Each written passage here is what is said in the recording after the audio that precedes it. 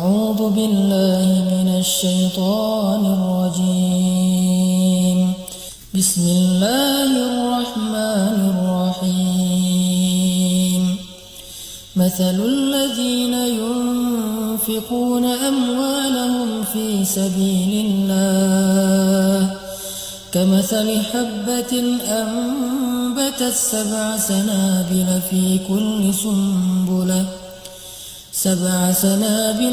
كل سنبلة 100 حبة والله يضاعف لمن يشاء والله واسع عليم. Perumpamaan orang yang menginfakkan hartanya di jalan Allah adalah seperti sebutir biji yang menumbuhkan 7 tangkai. Pada setiap tangkai ada 100 biji yang lain.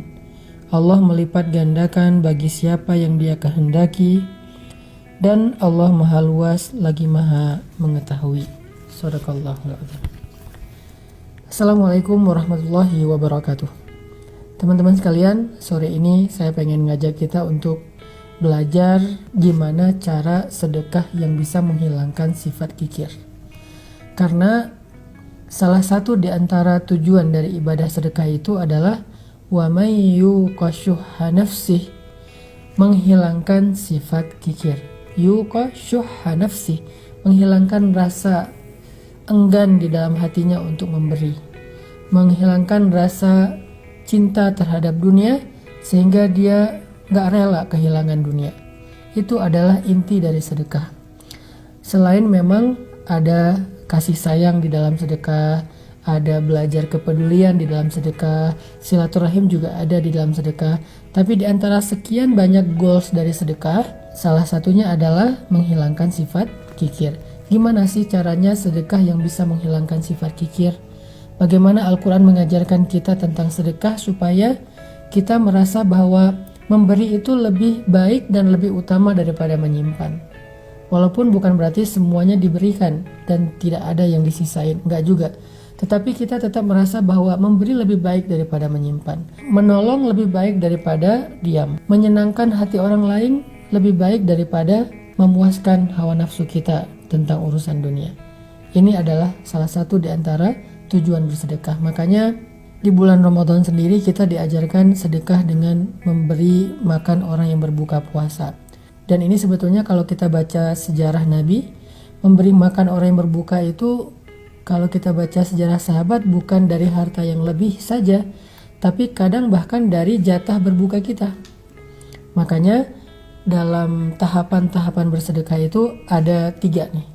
Pertama, bersedekah dengan apa yang lebih. Allah berfirman, yas'alunaka madza yunfikun qulil 'af. Mereka bertanya apa yang mereka infakkan. Katakan, infakkanlah yang lebih. Ini adalah sedekah level 1, di mana kita bersedekah karena ada kelebihan harta. Dan itu juga ada ayatnya yang tadi saya bacakan. Yas'alunaka madza yunfikun qulil 'af. Mereka bertanya apa yang harus kami infakkan, baik itu zakat atau sedekah yang lebih. Level kedua dari sedekah itu adalah memberikan apa yang kita sukai. Allah berfirman di dalam surat Ali Imran, lan tanalul birra hatta tunfiqu mimma tuhibbun. Tidak sempurna kebaikan kalian atau sedekah kalian sampai kalian menginfakkan, memberikan apa yang kalian cintai. Dan level yang paling tinggi adalah memberikan apa yang kita sangat butuhkan. Allah berfirman juga tentang kaum Ansar, wa yu'thiruna ala anfusihim walau kana bihim khasasah. Mereka mendahulukan orang muhajirin daripada diri mereka sendiri walaupun mereka juga butuh. Mari kita dengarkan kisah-kisah dari 3 contoh sedekah ini. Pertama, sedekah dari harta yang lebih. Sedekah dari harta yang lebih kita bisa mendengar dari kisahnya Utsman bin Affan radhiyallahu an yang luar biasa. Ketika beliau bersedekah angkanya bisa miliaran. Begitu juga sedekahnya Abdurrahman bin Auf, sedekahnya Sa'ad bin Mu'az, sedekahnya Sa'ad bin Abi Waqqas. Mereka memberikan kelebihan-kelebihan harta mereka. Dan ini adalah sesuatu yang baik dan tidak tercela karena memiliki kelebihan harta. Kemudian kalau kita baca kisah sedekah dengan apa yang kita cintai.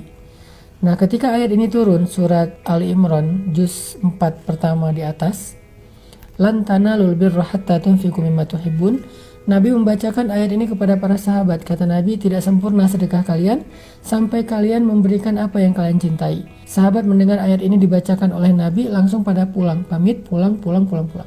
Tiba-tiba mereka berdatangan lagi dengan membawa harta yang mereka cintai. Ada yang membawa onta sebagai kendaraan favoritnya. Onta itu kalau sekarang mungkin kendaraan yang harganya sekitar 2 miliar.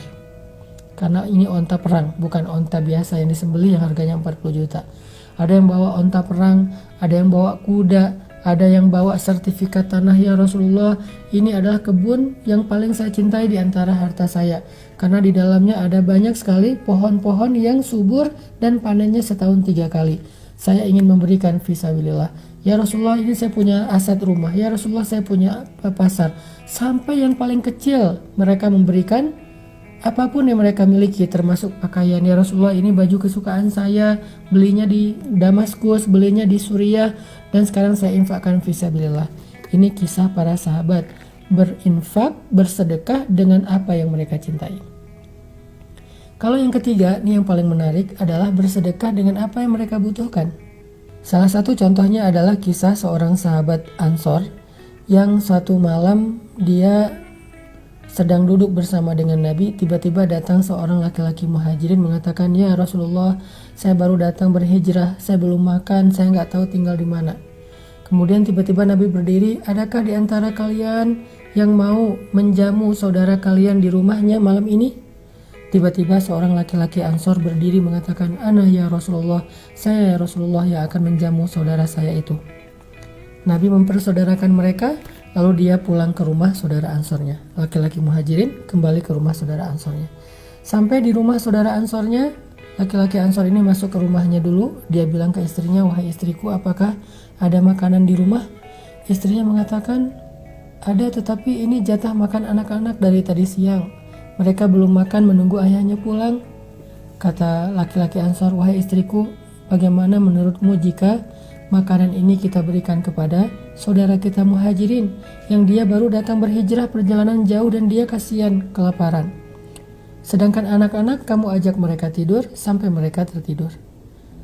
Istrinya adalah perempuan yang solihah, sehingga dia mengatakan, "Kalau begitu baik, kita dahulukan saudara muhajirin kita dan aku akan ajak anak-anak tidur." Diajak anak-anaknya tidur, laki-laki Ansor nemenin laki-laki muhajir untuk berbicara. Ketika anak-anaknya udah pada tidur, perempuan ini keluar dari kamarnya, kemudian menyiapkan makanan jatah makan mereka yang dari tadi siang ditunggu belum dimakan. Lalu dipersilahkan laki-laki muhajirin untuk masuk ke dalam rumah. Setelah masuk ke dalam rumah, laki-laki Ansor ini mematikan lampu rumahnya yang terbuat dari lampu minyak itu, dimatikan. Lalu mereka makan bersama-sama. Laki-laki Ansor dan istrinya kecap-kecap, sebetulnya dia tidak makan. Sedangkan laki-laki muhajirin berpikir mereka ikut makan bersama dengan dia. Sehingga selesai makan, laki-laki muhajirin ini dipersilahkan untuk istirahat dan tidur di rumah mereka. Sampai pagi mereka tidur dalam keadaan tidak nyenyak karena lapar. Ini kondisi keluarga Ansor. Wa yu'siruna ala anfusihim walau kana bihim khasasah wa man yuqa syuhha nafsihi faulaika humul muflihun. Orang Ansor mendahulukan orang muhajirin daripada dirinya, walaupun dia sendiri sebetulnya sangat membutuhkan hal itu. Barang siapa yang dibebaskan dari sifat kikir, maka mereka itulah orang-orang yang beruntung atau ahli surga. Ini contoh orang yang berinfak dengan apa yang dia butuhkan. Ini juga kita baca dalam kisahnya Sayyidah Aisyah. Karena Aisyah ini salah satu keistimewaan beliau adalah sangat dermawan. Ibunda Aisyah ini sangat dermawan. Satu hari Ibunda Aisyah sedang berpuasa di rumahnya, nggak tahu ini puasa sunnah atau Ramadan. Dan di rumahnya beliau hanya memiliki sepotong roti kecil yang keras. Bahasa Arabnya kalau nggak salah qadid, artinya roti keras yang kalau dimakan harus direndam dulu di dalam air. Tiba-tiba ketika siang hari Aisyah sedang berpuasa dan nanti pas berbuka dia udah menyiapkan sepotong roti dengan pembantunya berdua, satu potong roti bagi dua. Datanglah seorang perempuan dengan anak-anaknya ke rumah Sayyidah Aisyah mengadukan perihal mereka kalau mereka lapar. Mereka bilang, ya Aisyah kami lapar, kami nggak tahu makan apa segala macam. Akhirnya Aisyah bilang ke pembantunya, berikan roti yang milik kita itu.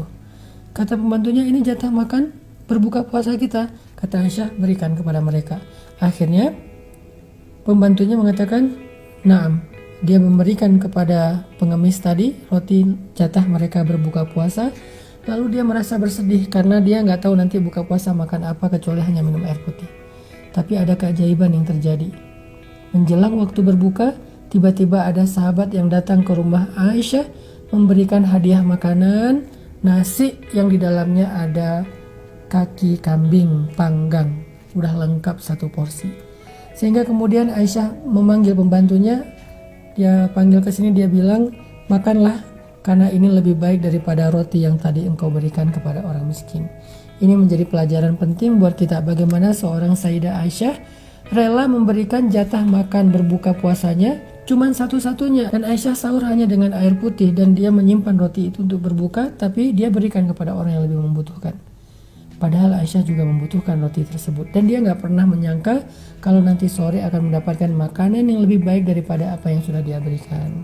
Dan lagi pula Nabi SAW bersabda, demi Allah tidak akan berkurang harta karena sedekah. Dan Aisyah membuktikannya, nggak berkurang jatah makan kita karena sedekah. Atau dalam riwayat yang lain Nabi mengatakan, demi Allah nggak akan bertemu sedekah dan musibah di hari yang sama.